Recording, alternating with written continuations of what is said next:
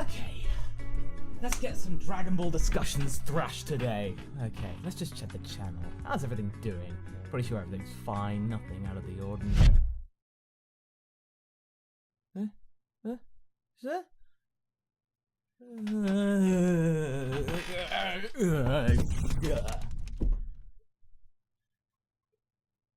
I'm okay. Hey guys, Masako X here. Now this video is going to be a little bit different to what I usually do. Dragon Ball makes an appearance, but it's only part of the journey that got me to where I am today. 100,000 subscribers. I never thought I'd actually make it. The only reason that this channel exists is because I lost my previous one. The Masako X name came from my first channel I made in 2006 with Naruto Abridged, and due to copyright strikes I lost that, and I had about 17,000 subscribers at the time. That was a lot for 2007, so I made the second one Masako Extreme, and yeah, now we've got the 6th digit. Despite all the trials and tribulations, we stayed the course. So today, I want to talk about the 10 most important events that got me and the Goku to where we are today. Alright, so let's get this soppy stuff going. And I will warn and assure you that all of this, what I'm about to tell you, is going to be off the cuff, unscripted. I felt that just more genuine, you know. October 1986. I was born. I don't really remember much about that, and if I did, I would really wish that I didn't, because childbirth, yay! 2001 to 2002. I made DBZ Flash videos. Yeah. If you actually look on Newgrounds, they're still there. Look for something called character, but the C is replaced with a K, because that's different. Yeah.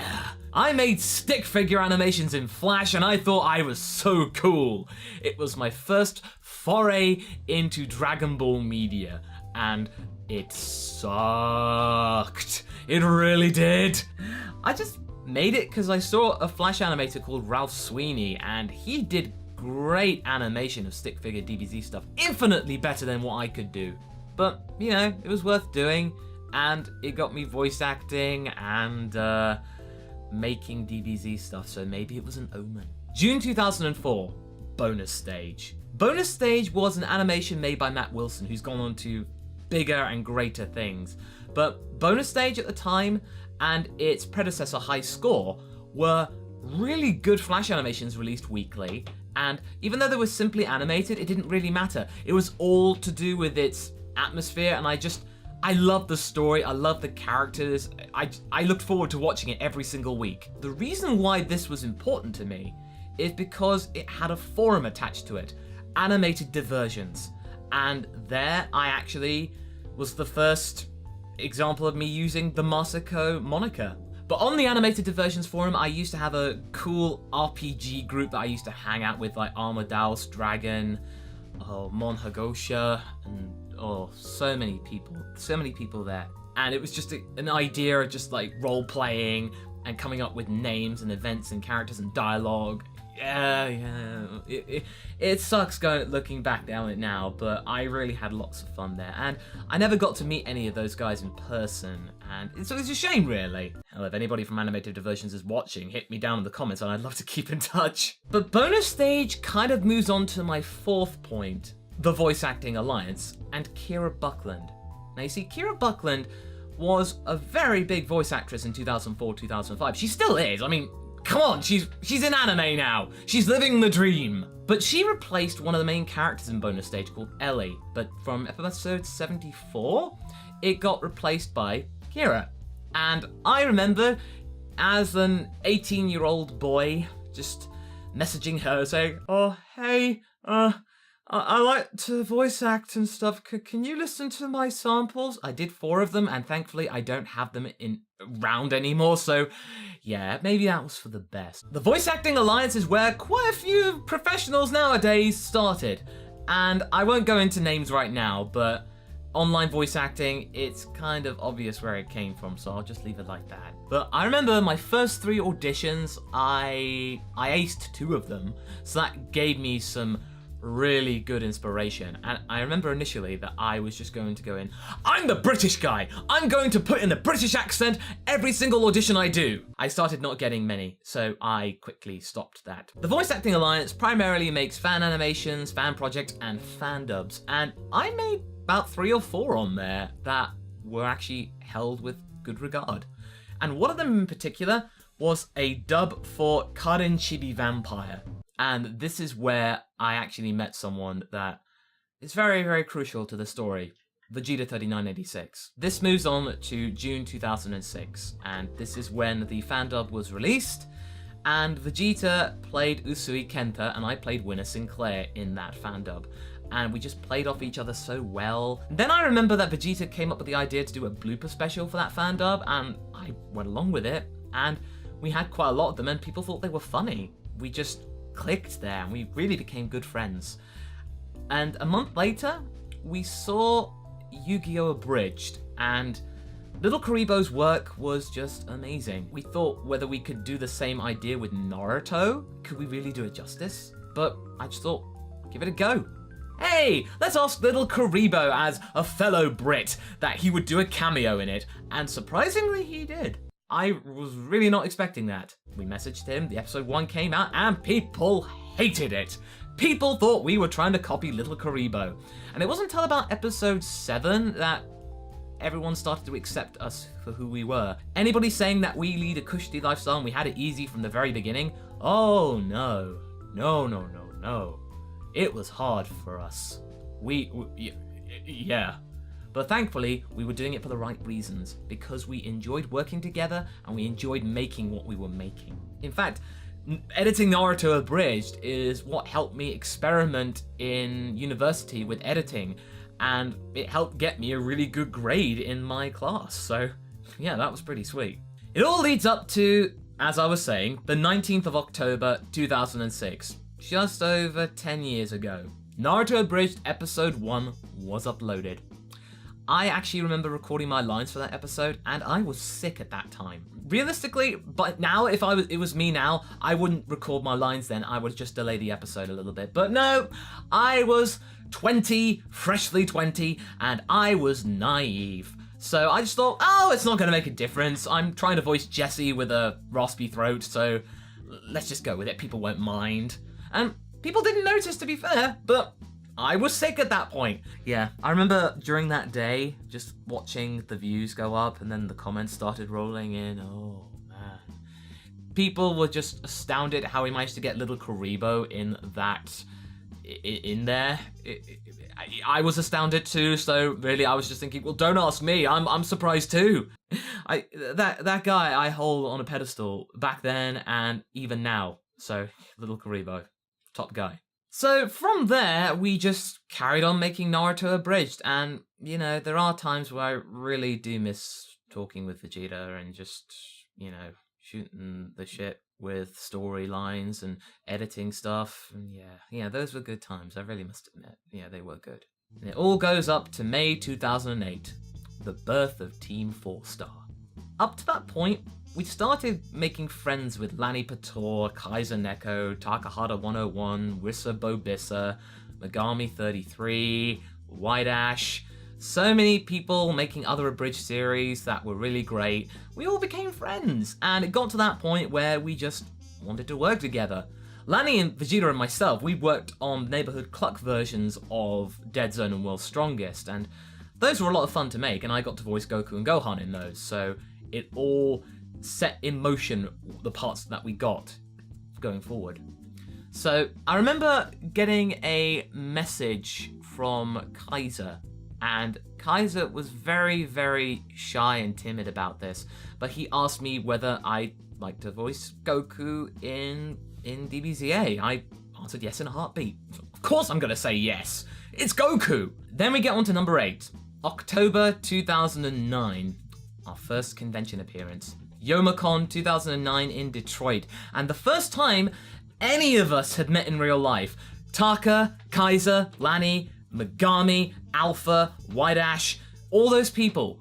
I'd never met them before, and we were all bricking it. We were all frightened whether we'd actually get on, and it was very awkward. I remember the first person I met was Lanny, and I was walking across a parking lot, and I just shouted, "Lanny!" And he was like, "Masako?"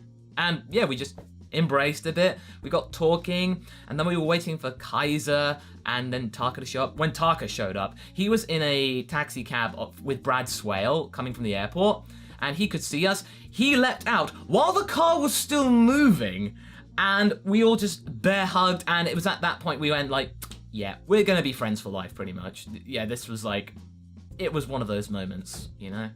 We then met up with Megami, White Ash Alpha. They're still, I'm still friends with them. They're just great. It was just a really lovely weekend, and of course, Little Karibo was there too, and it was so weird. The two Brits, we met each other not in Britain, but that first time it was very awkward. We didn't know how to respond to each other. I think everyone else hugged and we shook hands. And I think we just thought that was the British thing to do. I think we were just really, really nervous of each other. After that, we started meeting up at conventions for a long period of time, 4 or 5 times a year. I went through a bit of a down spell in 2010, 2011. Things weren't really that great for me. I just felt really nervous. I felt I didn't have any confidence in my abilities. I'd lost a lot of weight at that time, and I think I went too far, and it showed in my nervousness and paranoia, and as a result, I just felt like I was doing everybody down, and it wasn't a great time. But it all got better from there. 2012, July, the Otacon Abridged panel. I've been working on a parody launch of Rosario plus Vampire Abridged with X the Dark One, and I was premiering a clip from it, and I was one of 5 people on stage. Little Karibo was hosting it along with One Kids and Noah King and Megami33. I showed the clip. Everybody laughed. It was really good. It was really well received. And let me remind you here, there's about 2,000 people in this auditorium. Everybody cheered, and I remember shouting out, "Hey guys, did you like that? Woo!" That just blew my mind, and it just kind of made me think, yeah, this is getting serious now. And the line prior to that, I went through the line, and people were saying, "Oh, we've been waiting here for 3 hours for this panel." I'm like, oh my god, you just wasted an afternoon at an anime convention when you could have been buying awesome swag. What are you doing? It was just really, really humbling. And I showed the clip to my dad, and it was at that point where he just realized, oh, this is kind of serious, isn't it? Yeah, just a bit. And then we get to the last one. 30th of January, 2016. Team 4-Star Lookout Grand Opening Party. I went to Dallas at the beginning of this year, and just to see the studio take shape. At that time, there wasn't really that much stuff in it. We had some furniture, the internet was being hooked up. That place hadn't been occupied since 2009, so we were the first tenants in about 6-7 years, so it was vastly outdated. It needed a bit of a refresh. We had a party to celebrate getting the studio finally, thanks to all our lovely patrons, and they're also the ones that helped pay my bills. The party was great. We all had gift bags made by Lanny's wife Erica and my friend Chelsea and Grant, by the way. They were all busy making the gift bags days before the opening party. We just spent that evening just chilling out in the studio, walking up and down it, hanging out in different areas. We had loads of people in there. An animator, Zach Manley, loads of voice actor pals, Justin Briner, our voice of Cloud and Deku from My Hero Academia, and Chris Sabat tried to steal our 1 million subscriber plaque. Yeah, that scamp. You know him. Oh, Chris Sabat, he's a trickster. He was just, it's really great, really great. You know, all these people came to the party. It was really lovely, a really lovely evening. We just sat down, we had this big magnum of champagne to, you know, toast the first big meeting of Team 4-Star in a specific place, the Lookout. And the next night, we all wrote the script for Abridgimon, the movie. Funny little side story with Chris Sabat. My girlfriend and I, we were at a convention in Cambridge, and it was at a point where a lot of stuff closes on a Saturday night and if you want to get like good food. And Sabat messaged me and said, "Oh, hey, can you help us find food?" And we found him in a pub with his brother. and they were living off salt and vinegar crisps, and they were just like, guys, you gotta help us. They don't serve food after 9. And it's like, yeah, they don't serve food after 9 in some places. Fortunately, my girlfriend and I, and she was studying at the time, or she finished studying, and she knew Cambridge well, as did I. So we took him and his brother to a pub where we knew they served food past 10. So we got pizza burgers, and he said, this tastes as good as I expected. And he was grateful, and we were just like, that was one of those moments, you know, just really, really humbling that we managed to stop a famous voice actor and director from starving that night. So there we have it, my online escapades laid out before you. That's right, I used to make crappy DBZ Flash animations and AMVs which were totally mediocre. I traced those to high hell because I was a dumb kid, and I'm not ashamed to admit that. Nevertheless, I kept going and it all worked out in the end, and I have, you to thank for that. This number right here, this number is you, and I'm glad that you're here with me. You may not be here in person because I don't think we could fit 100,000 people in this room, but yeah, you're here.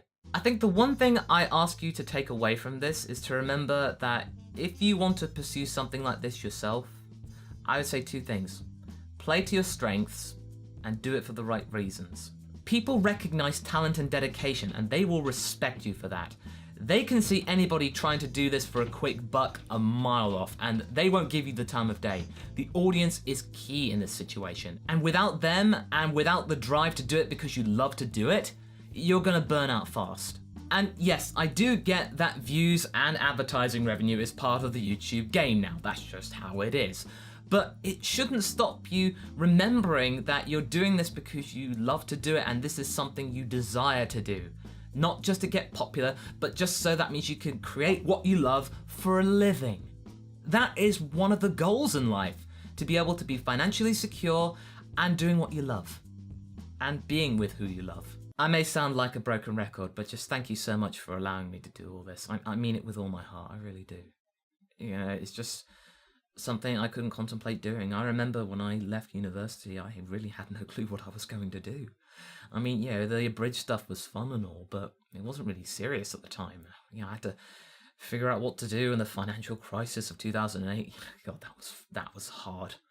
And having to do freelance from the beginning, that was just a mess. I shouldn't have been doing that. I couldn't find jobs. I had to make my own, and it was a miracle that I didn't have to give up and go into some other profession or go down the job center and try and figure something else out. But I just stuck at it, and luckily I had a very supportive family and friends and loved ones, and just, they kept me at it. And fortunately, that's where we are right now. Thank you. And one thing I'm going to say right now, and this is a solemn promise, when I get that silver play button, it's going up there, so you can see it. So you can see what it is that you helped me achieve. And help me achieve, yeah, right, it's all you, really. So you should get to see it, because this is yours as much as it is mine. Anyway, the soppiness is all done now. Just thank you so much for watching and for your time. And until the next one, guys, be sure to, you know what, no, never mind. Just have a great day, guys. And until the next one, catch you later.